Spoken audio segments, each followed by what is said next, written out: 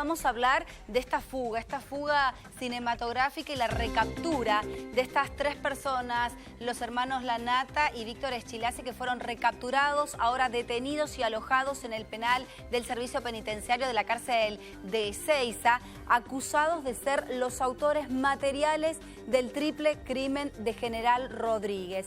Un triple crimen que tuvo su juicio, pero que todavía la justicia busca a un prófugo, a quien sospechan que es el autor intelectual, a Pérez Corradi, que hace más de 44 meses que se encuentra prófugo. En las últimas semanas, su abogado, el doctor Broitman, asegura que está en el país, que quiere negociar, puso algunas condiciones, por ejemplo, de que actúe la justicia federal para entregarse. El exsecretario de Seguridad, Sergio Berni, dijo públicamente en los últimos días, quien hoy es senador provincial del Frente para la Victoria, que aportó datos importantes a la actual ministra de Seguridad, Patricia Burrich, y reservó algunos conocimientos que tiene acerca de dónde podría estar Pérez Corradi. Nosotros tenemos invitados en piso porque queremos no olvidarnos de las familiares de las víctimas del triple crimen, quienes tuvieron mucho miedo cuando conocieron la fuga de estos tres delincuentes del penal de General Alvear y que ahora exigen que se entregue y quieren también que la justicia pueda detener a Pérez Corradi, a quien siempre se indicaron como el autor intelectual de este triple crimen.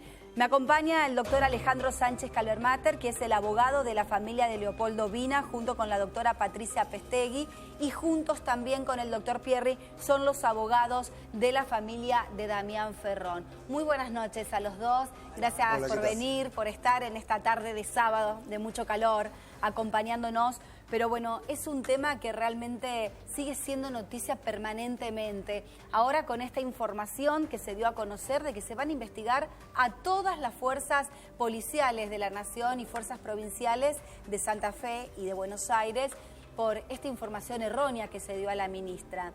Ustedes como abogados de las víctimas, ¿cómo recibieron la noticia de la fuga y cómo vivieron esos 15 días de fuga junto a la familia que tenía mucho miedo?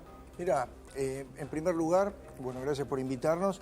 La verdad con mucha preocupación y a la vez con mucha frustración como abogados, porque desarrollar un juicio que tuvo tanta complejidad, con prueba tecnológica tan importante que se pudo llevar adelante y lograr condenar a estas personas, que son muy peligrosas, y luego enterarnos de que se escapan cuando ya habían tenido un intento frustrado el 24 de diciembre de 2013, obviamente nos colmó de preocupación por las víctimas fundamentalmente, que tienen familias y que obviamente ya perdieron familiares queridos, y además como abogado por el hecho de que llevar adelante un juicio que duró 3 meses, que hubo más de 500 testigos, uno se sentía como...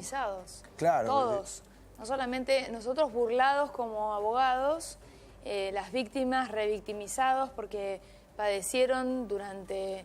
Primero, la pérdida, como decía Alejandro, la pérdida de seres queridos, poder entender, había cosas de ellos que no entendían porque a lo mejor estaban implicados en ese tema, hablando del móvil, pero igualmente pensá que lo único que te interesa a vos y a cualquier persona es tu vínculo afectivo y la pérdida. Obviamente, entonces, por un lado la pérdida una pérdida trágica, ¿no? Exactamente, aparte cualquier familiar que tiene como víctima un ser querido en un asesinato, lo único que quiere que quien lo mató esté preso y que pague la vida en la cárcel. Exacto. Y este caso fue muy brutal. No, porque aparte fue complicado primero llevarlos a juicio, porque nos costó.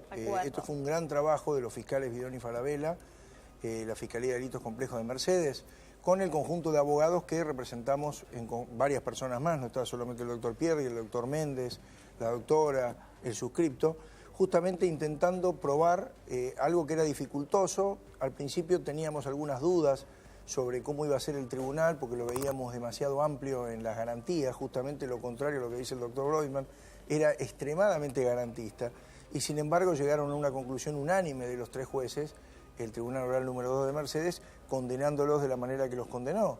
Y tampoco es cierto, porque he compartido panel acá en este mismo medio hace unos días, el tema de que los abogados han querido instalar ahora esta figura de que quieren un juez imparcial Y la realidad es que ellos quieren tres cosas que son imposibles: federalizar el expediente, hacer una suerte de forum shopping y, bueno, y en definitiva lo que pretenden es instalar la figura del arrepentido, que es un disparate, porque la ley de estupefacientes, la 23737, ya contempla en el artículo 38 ter una figura, pero que es únicamente para los casos de drogas. Y acá el problema es que están queriendo mezclar. A la gente, para que entienda el común de la gente que nos está mirando, ¿por qué sostienen ustedes como abogados de las familias de las víctimas que quieren instalar la figura del arrepentido? Ellos quieren brindar información a la justicia y negociar ¿qué? Claro, pero el tema es que ellos están confundiendo las cosas o están queriendo generar confusión para la sociedad. Por supuesto, eso es el trabajo de los abogados defensores. Son defensores. A veces tienen que hacer embrollos para poder lograr los objetivos. Yo lo que creo que, de alguna manera, las defensas están intentando en conjunto, están tratando de maquinar esto de negociar con las autoridades políticas, que por suerte les cerraron la puerta, es decir, creo que dejaron un petitorio porque creo que no tuvieron la reunión, pero quieren hablar de eso y después quieren politizar el tema. Y acá lo que nosotros queremos es que el prófugo Pérez Corradi, que hace 44 meses que el Estado teóricamente gasta recursos en buscarlo, pero la realidad es que no lo buscó hasta ahora, recién hace 20 días lo empezaron a buscar este gobierno, yo lo que digo es que se tiene que presentar para que pueda ser juzgado, pero por el triple crimen, no por una cuestión política como la que se habla por atrás, porque eso es ajeno a lo que nosotros como abogados de las víctimas necesitamos. Nosotros pedimos el juzgamiento por el asesinato, el triple homicidio, que fue aberrante, la forma y el modo y todo. Yo he tenido la oportunidad de presenciar las autopsias, o sea, de verlas, y fue muy feo, muy lamentable, muy duro para la familia. Bueno, porque recordemos que los asesinaron, lo que consta en el expediente, en la zona sur del conurbano, en Quilmes, los tuvieron en cámaras frigoríficas, luego arrojaron sus cuerpos en General Rodríguez. Estuvieron secuestrados, privados de la libertad, fueron golpeados antes, previo a morir, golpeados brutalmente, amedrentados, le hicieron ingerir cocaína a uno de los, a Forza, antes de morir. Bueno, y después los mataron por la espalda de varios tiros de rodillas. Pero por eso digo, recrear todo esto hace justamente a entender por qué estamos buscando que se juzgue, porque nosotros no estamos pidiendo que se lo meta preso como que ya es culpable, no. Que venga, que se presente y aclare la autoría intelectual que se le atribuye, que haga con prueba de descargo, trate de ver de qué manera puede eludir esa responsabilidad que se le atribuyen, se le asignan, justamente para que se despeje toda duda a la sociedad de que todas las personas que participaron de esto están por lo menos juzgadas. Después veremos, las instancias superiores dirán cómo se llega. En el caso de los condenados, Casación ya confirmó, y en el caso de los Lanata está firme la condena. No es el mismo caso de Schillaci, que tiene todavía un recurso extraordinario ante la Suprema Corte abierto, que nosotros creemos que obviamente lo van a rechazar, pero porque ya conocemos el expediente y entendemos que no hay manera de conmoverlo. De todos modos, esto que te estamos comentando no es una apreciación al azar nuestra, es lo que están dando a conocer los abogados que, bueno, del prófugo Pérez Corradi. Están dando a conocer y están intentando cosas de las que Alejandro dice, yo tengo otra opinión diferente, ¿no? Me permito tener mis dudas, porque así como se trascendió que la ministra habló con Cristian Lanata cuando es algo que está totalmente prohibido, entonces me permito tener mis serias dudas, es algo que es ilegal absolutamente, me permito tener mis serias dudas del acercamiento. Que se comentó que en algún momento cuando decían que el helicóptero que no funcionaba, exactamente, cuando fue recapturado para traerlo hacia Buenos Aires, que en ese interín se dice que hubo una conversación. Sí, y que nunca negó Bursaco. O sea, le fue preguntado y dijo, sí, y nunca lo negó. Entonces, hay una situación irregular, ilegal, gravísima ahí, en la que entonces uno puede decir que está negociando la política, entrometiéndose en un tema absolutamente jurídico en la que tendría que haber intervenido un juez o un fiscal. Nunca ningún tipo de político hablar con un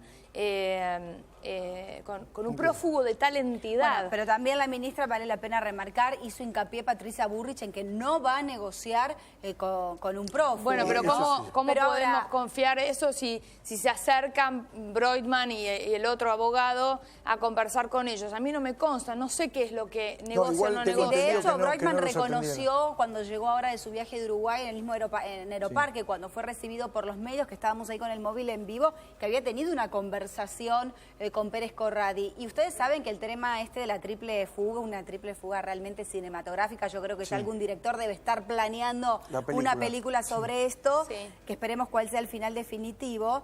Fue tema de conversación en las cenas de familia, en los cafés, en todos los trabajos. No se hablaba de otra cosa que no era de los prófugos. ¿Por qué el posible acercamiento o la entrega de Pérez Corradi sucede ahora? Si los tres prófugos, las tres personas detenidas, no se hubiesen dado prófugas, ¿hubiesen intentado o se hubiese hecho conocer de que se iba a entregar Pérez Corradi? Lo que pasa es que mientras el tema no esté instalado, el tiempo laissez faire, se deja hacer, se deja pasar.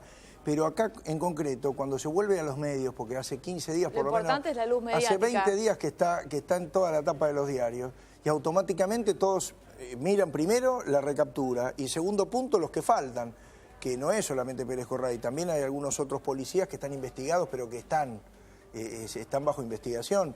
Pero el caso de Pérez Corradi es una burla a la sociedad, realmente, que el tipo se haya ido, que no se hayan buscado nunca, a pesar de que tenía el cartel de búsqueda, que lo buscaba todo el mundo, pero no lo buscaba nadie, y que no se hayan empleado los recursos justamente para salir a buscarlo. Y además es mucha casualidad que se menciona desde el gobierno a Pérez Corradi, lo vamos a encontrar, y ahí aparecen estas posibilidades y en las que se habla de garantías.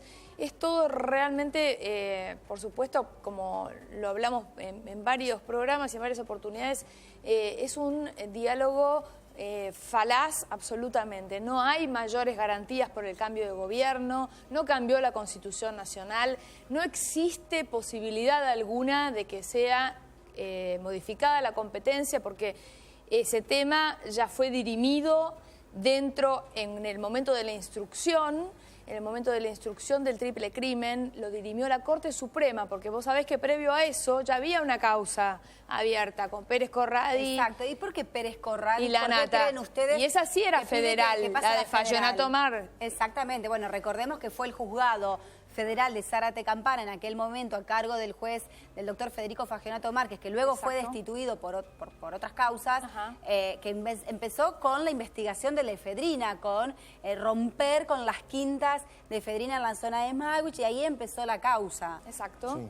Bueno, por eso fue dirimida este tema de cambiar, o sea, es una buena estrategia y es una buena forma. ¿En qué lo favorece? ¿En qué lo favorece? En decir, se anula todo este juicio en donde hay 4 condenados a prisión perpetua que no les queda otra salida que morir en la cárcel, porque van a estar en la cárcel. Ahora perdieron además todos los beneficios de la ley de ejecución penal, con lo cual van a estar 35 años presos por la fuga.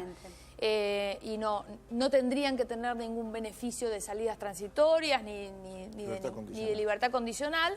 Por tanto, todo esto además tiene prueba de cargo, hay prueba de cargo importantes en contra de Pérez Corradi, lo que no quiere decir que se haya hecho un juicio en ausencia. Él no está, nunca estuvo a derecho, no se presentó, entonces no puede defenderse, o sea, cualquiera puede presentar prueba contra mí, yo me presento, me defiendo, expongo mi verdad, pongo un abogado que rebata o que refute la prueba de cargo que hay en mi contra, y después vemos, no en todos los casos uno está condenado porque haya prueba en contra. ¿Se entiende? Lo que quedó claro en esta fuga es las negligencias y las irregularidades que hay en las cárceles, por más que sean de máxima seguridad, más allá de cómo haya sido, quién los haya ayudado, si fue pensada, si fue premeditada, si lo planearon de un día para el otro, justo el día previo a que Estilinasi iba a ir a conocer a su hijo que nacía porque tenía fecha de cesárea a su mujer. Más allá de todo eso,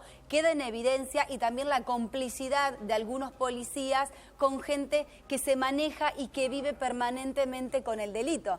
Si les parece, vamos a escuchar esta comunicación telefónica que mantuvo un comisario de la policía de la provincia, el comisario Julián, con el Faraón, uno de los detenidos, que es el propietario de unas pizzerías, una de las primeras personas que fueron detenidas sospechadas por la justicia de haber colaborado en la logística para esta fuga, a pesar de que el comisario Julián se defendió diciendo que fue una llamada de cortesía. Agachate y conocelo. No, boludo, Julián, te habla, comisario de Espeleta. Mamá, Pelotudo, no te cortés. Pero y si me están molaseando, ¿qué querés que haga? Che, boludo, no estoy más en Espeleta, ¿Eh? No estoy más en Espeleta. Ya sé, boludo.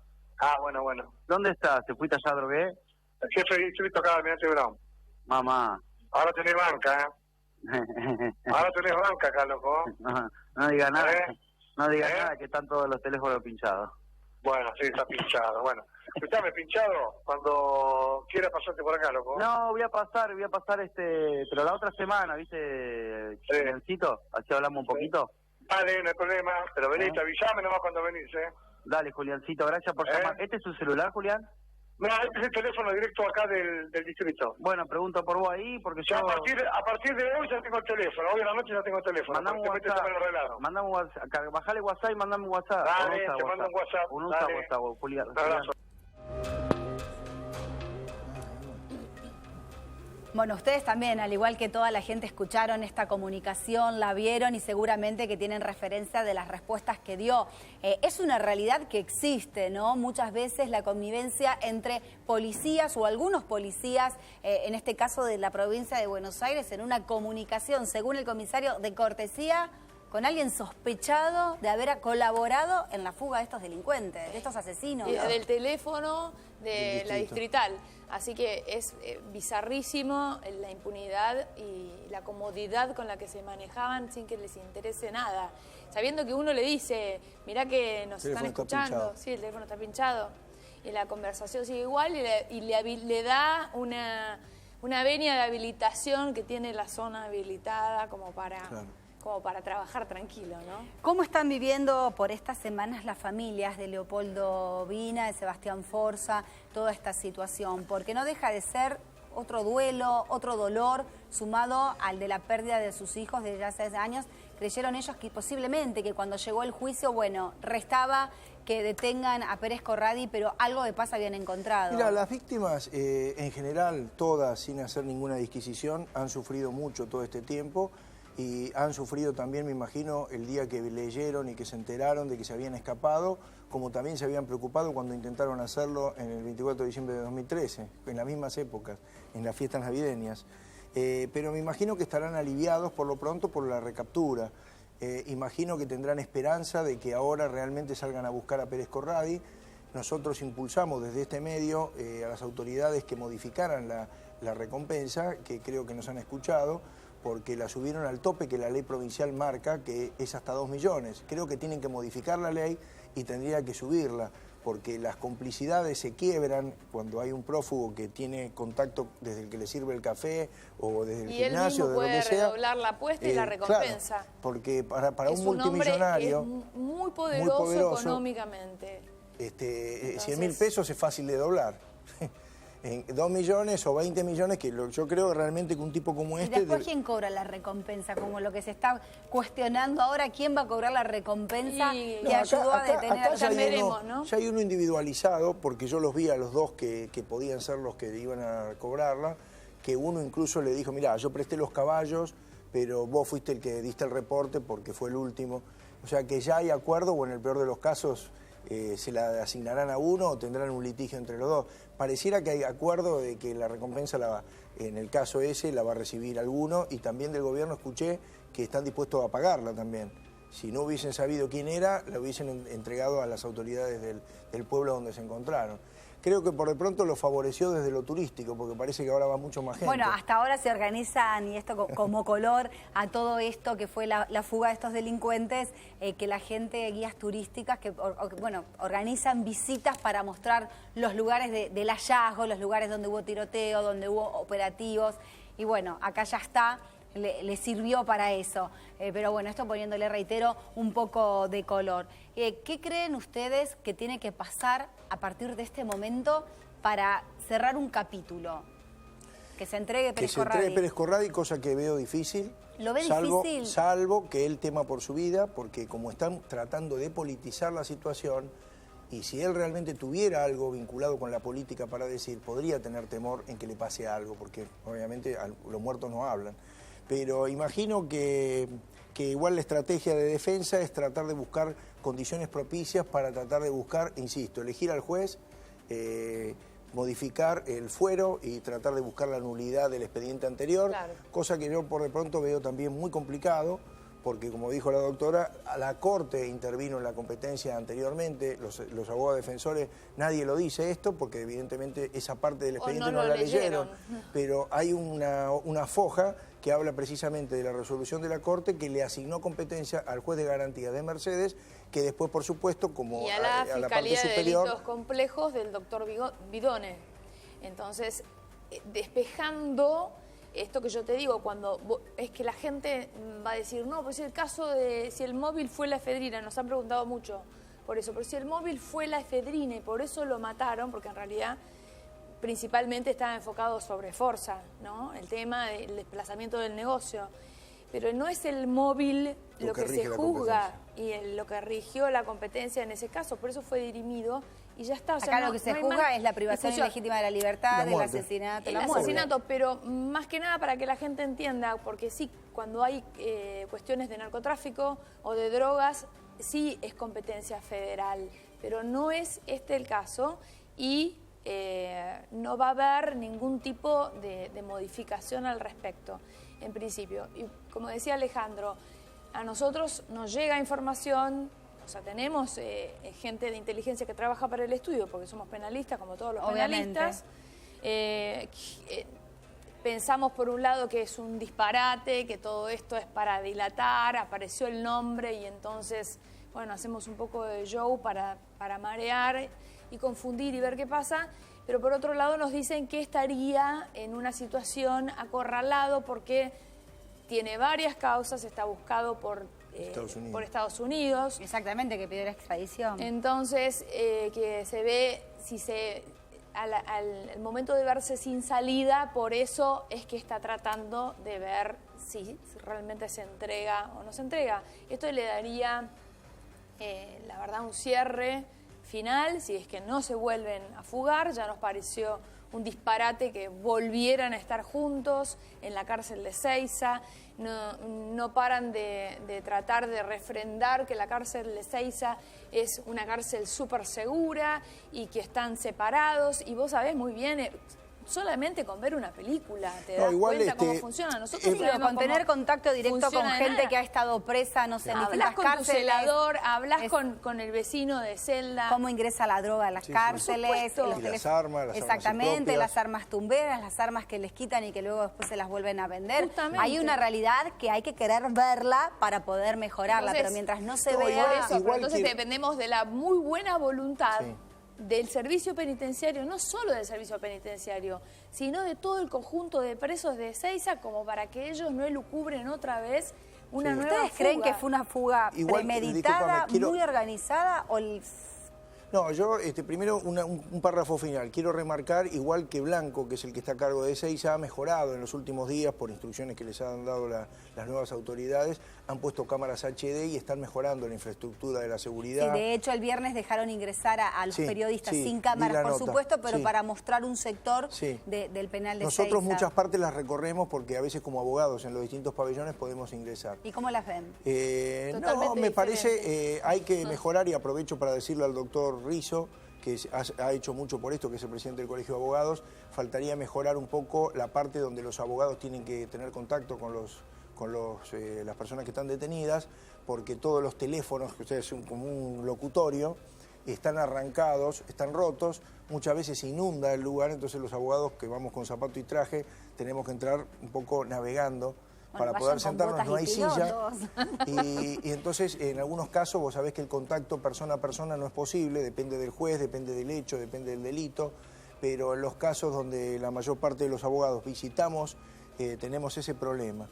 Y con relación a la pregunta de la planificación, yo creo que hubo una planificación, no tengo duda, una planificación desde un lugar desde la cárcel, a través de las visitas probablemente, por eso el primer día nosotros dijimos que era importante secuestrar el libro de visitas para ver quiénes eran las personas que en los últimos tiempos habían estado visitándolos, sobre todo desde el periodo que entraron en esa prisión con motivo de la frustración del escape anterior. Por eso también fue detenida una de las personas que está detenida, que creo ahora con tanto, que es el faraón, que había ido visitado en la cárcel. De hecho, en su cuenta de Facebook mostraba una foto con su auto en la puerta de General Alvear, ¿no? Date cuenta que, ¿por qué te digo? Ojalá, la verdad que tengo mucha fe en el nuevo gobierno, en la buena predisposición que tiene para cambiar situaciones que están enquistadas, pero date cuenta que todo podría haber tenido un desenlace más rápido.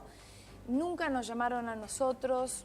A último momento se les ocurrió, desde la fuga hablo, ¿no? Tener contacto con los fiscales del juicio y de instrucción.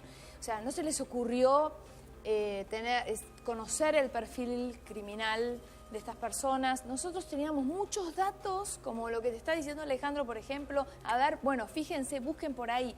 Me parece que gente ultra inexperta se metió, ultra inexperta, que no sé, ni siquiera, porque además, aparte, nosotros es nuestro trabajo estar alertas y pensar en cosas que no piensan otras personas y otros profesionales, pero es una cuestión de sentido común también, ¿no? Es decir, bueno, a ver, pido el libro de visitas, y tenían más amigos que nosotros de repente.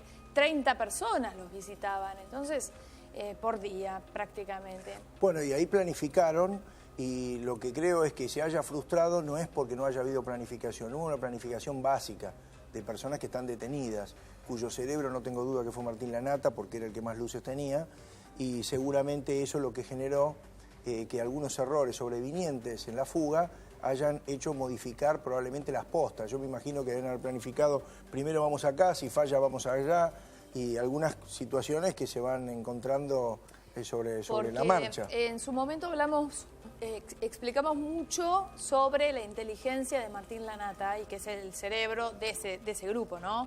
Pérez Corradi, por supuesto, que está a otro nivel, pero de esos 4 es el cerebro. Y la forma, nosotros pudimos observar en el juicio la forma en la que él se manejaba y cómo prestó atención, por ejemplo, para no dejar rastros, todo el trabajo que hizo para borrar rastros, para tender una trampa, para que los 3, y confundir, para que las 3 víctimas, los 3 asesinados, llegaran hasta su lugar sin ser detectados por las cámaras. O sea, tú tendrías que conocer qué pasó ahí adentro para saber cómo él podía operar afuera. Por eso nos preguntaron también si considerábamos que tenían apoyo narcocriminal. Y la verdad es que estamos convencidos de que no, porque hubieran desaparecido. Yo estaba hasta convencida de que él estaba en la Triple Frontera o en Paraguay al segundo día de la fuga, porque si hubiese tenido ese apoyo de una narcoestructura... Eso es lo llamativo, el recorrido que hicieron a ranchos de Nuevo Quilmes. Ahora se conoció que atravesaron Capital Federal en la camioneta Kangoo que supuestamente le sacó amenazándola a su ex suegra, la misma Kangoo que después apareció en Santa Fe. O sea, hicieron un recorrido con una velocidad y con... Sí. Realmente que nadie se percató ninguna fuerza. A veces uno ve tantos operativos de control rutinario, haber visto la camioneta que tenía medio de secuestro, ¿no? La verdad que, bueno, llama la atención, pero bueno, puede ser que nadie realmente los haya visto y que circularon con total impunidad. Bueno, por eso hay entre 900 y 1.300 prófugos dando vuelta por la Argentina hasta ahora. Y por eso es muy importante el tema de las fronteras, fortalecer realmente los controles, radarizar, evitar que existan pistas clandestinas. Todo trabajo que le toca a estas autoridades que han asumido, que tienen un gran trabajo por delante, que tienen el interés de llevarlo adelante, por lo que yo he escuchado y por lo que he hablado con algunas personas en algunas circunstancias, y creo que eso es lo que va a permitir tratar de evitar que se convierta realmente la Argentina en un narcoestado. Es fundamental. Bueno, eso que decís con respecto a las pistas ilegales, los aterrizajes ilegales que hay. Bueno, ya hemos hecho también en alguna oportunidad informes sobre estos aterrizajes de vecinos que denuncian que se arrojan bultos desde avionetas en zonas rurales, sí. O bueno, cuando se hacen los operativos de droga que secuestraron, incautaron en Lomas de Zamora o en Quilmes, que venía desde Bolivia. Y bueno, ¿cómo no se detectó eso en la frontera, no? Cuando viajan en una camioneta, en una Ford F100, 2.000 o 200 kilos de droga, ¿cómo no se detecta ahí? Y se detecta después, se detiene al chofer y ni siquiera también a dónde iba a ser distribuido, ¿no? O a quién iba a recibir esa mercadería. Lo llamativo es que después vos viajás a Uruguay y te ponen un perro en buquebús. Entonces, bueno, viste, hay una cuestión, yo creo que fundamentalmente con todas las herramientas y todos los recursos que puedan tener en el gobierno y en el nuevo Ministerio de Seguridad y la nación, la provincia, todos juntos para apoyar a quienes tienen voluntad de trabajar bien, porque en las fuerzas obviamente que hay gente decente. Seguro, en todas las fuerzas. Sí, por supuesto, pero yo creo que no tienen la posibilidad siquiera porque están subordinados o con temor porque hay gente que no hace las cosas bien y vos sabés cómo se maneja también, el estilo mafioso. Claro. Es lo que le pasó en el triple crimen a Forza Ferronivina también pasa dentro de las fuerzas. ¿Ustedes sufrieron amenazas durante este tiempo que estuvieron prófugos, los tres detenidos, o las familias tuvieron custodia en estas semanas? Mira, se ofreció custodia y creo que hasta Miguel Pierri creo que aceptó unos días, a Ferrón le ofrecieron, creo que él la rechazó porque, bueno, obviamente entiende que no quiere vivir así. En nuestro caso no tuvimos ninguna amenaza, aparte estábamos fuera del país. Las amenazas fueron el día de la sentencia. El día de la sentencia, sí. ¿Cómo fueron 21 de diciembre del 2012 hubo la lectura del fallo y la verdad que fue grave porque los tipos se levantaron y empezaron a gritar a las víctimas, a los familiares, a los fiscales sobre todo. El fiscal Vidone fue el más amenazado. Diciéndole que ya iban a ver lo que iba a pasar y de hecho mucha de esta secuencia está grabada porque estaba lleno de cámaras dentro del recinto que si bien era chico estaba mucha atención porque ustedes recuerdan que fueron muchos medios a cubrirlo. Pero bueno, nosotros obviamente somos personas que como abogados nos toca estar a veces del lado de lo bueno, a veces del lado de los malos, depende. A veces somos defensores, a veces somos querellantes, no nos preocupa ni nos intimida que nos amenacen. Distinto es el caso de las víctimas, porque las víctimas sí, ya tuvieron un hecho, ya perdieron personas queridas, seres queridos, y obviamente todas estas cosas que pasan, las fugas, son cuestiones que molestan. A nosotros sí nos molestó que se escapen porque decimos, che, el Estado está para cuidarlos y resulta que se escapan. Y encima les abren la puerta y se van, y se suben a un auto, lo empujan y se van. Lo que te explicábamos al principio, ¿no? Esto de que el dolor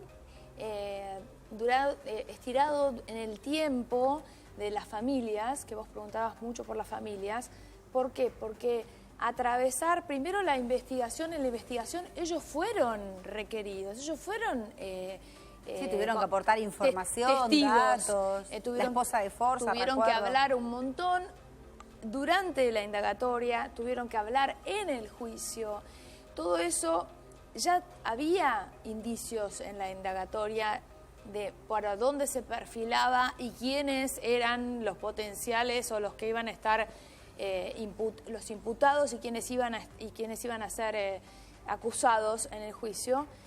Después verlos en el juicio, por eso te digo lo del perfil criminal, ver las actitudes, conocer detalles personales de cómo se desenvolvían, de cómo hacían falsos procedimientos, de cómo uno era cazador de caza mayor, mataba cuchillos salvajemente y guardaba en una heladera esas presas de caza mayor.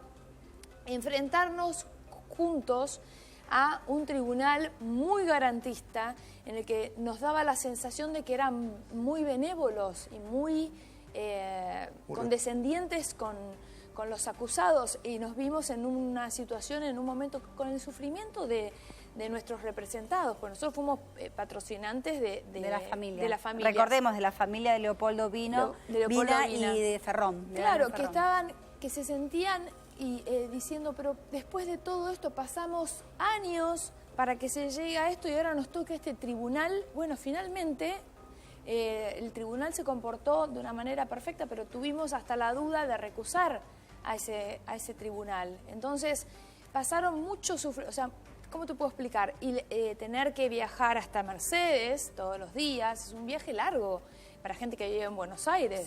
Para nosotros, para ellos. Sí, porque recordemos que al ser General Rodríguez, el departamento judicial que investigó el triple crimen fue precisamente Mercedes. Por eso te digo que fue un duelo muy largo para ellos, de mucho sufrimiento, en el que se encontraban con cosas bastante duras todos los días, porque escuchar detalles, escuchar que está en tela de juicio un ser querido tuyo que está muerto, es muy duro. O sea, que todo eso fue terrible. Superamos tantas etapas como estas, las jurídicas nosotros, dándoles el apoyo, la confianza, la seguridad sobre la investigación y después el logro de la condena y después hacer todo una reconstrucción histórica de lo que había pasado desde aparatos y desde la tecnología, que es casi imposible, porque decís, bueno, con pocos recursos, pero con ingenieros y con antenas de celulares se pudo reconstruir todo. Entonces, bueno, cuando vos decís, bueno, y después es un chiste, están 4 años y se fugan porque por poco les abrieron la puerta, ¿viste? Para que salgan.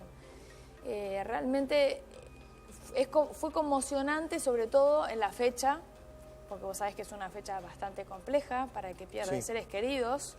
Es también la fecha que eligen casi todos los que están presos y que intentan fugarse, porque hay una eligen necesidad. esta fecha? ¿Esta fuga particular tuvo algo que ver con que hacía menos de un mes que había asumido un nuevo gobierno, tanto en la nación como en provincia? ¿O por qué consideras que es una fecha habitual donde eligen fugarse? Nosotros creemos pero eso que por las festividades y porque la distracción, porque los mismos policías cuando vos vas en las épocas festivas ya hasta tienen botellitas de sidra.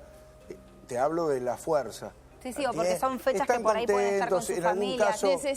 Necesitan estar con sus familias. Es una fecha clave que ya está estudiada por la criminología, que se sabe que hay una sensación afectiva bastante dolorosa y que uno quiere estar junto con su familia. Bueno, pero de hecho, Víctor Eschilasi, para esos días, para el día después de la fuga, su mujer tenía fecha de cesárea y él tenía un permiso para salir de la cárcel y participar, pensás que una cosa es un permiso de un día y otra cosa es saber que te vas a morir en la cárcel. Sí, igual eso del permiso también puede haber más allá de... Igual, perdón, salieron sabiendo que podían morir, porque muchos imaginábamos en algún momento que estaban muertos, que no los encontraban y más. Con las armas que tenían, más allá de todo lo que se dijo, lo que habló, que fueron los 3 primeros, que después era uno, están recapturados, están vivos y están nuevamente en la cárcel. Yo creo que en eso sí el gobierno fue bastante claro y se pidió que tenían que preservarse la vida. Nosotros también lo pedimos, porque matando, o sea, no somos ni las familias de las víctimas que quieren que estén muertos, ni nosotros, no somos de la misma condición que ellos. Creemos que con la muerte no se paga nada, pero sí, con la cárcel, sí, obviamente. Sí, y aparte porque ellos si tuvieran alguna situación para plantear, o incluso en el caso de Esquilachi tiene un recurso abierto aún, siempre tiene la posibilidad. En el caso de la Nata, ellos decidieron por opción desistir del recurso extraordinario ante la Suprema Corte. Y eso les vedó también la llegada a la Corte Suprema y por ende a la Comisión Interamericana de Derechos Humanos, que también se vencieron todos los plazos. O sea, ellos ya tienen una condena firme.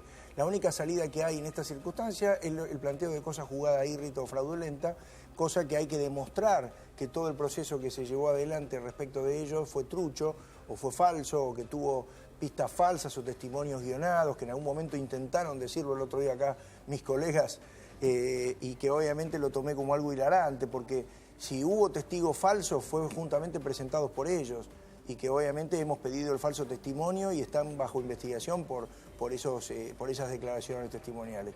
No fue el caso de los testigos puestos por las querellas, particulares damnificados, ni los fiscales, que pudieron manejarse muy bien, y así que la verdad que creemos que la condena es inconmovible.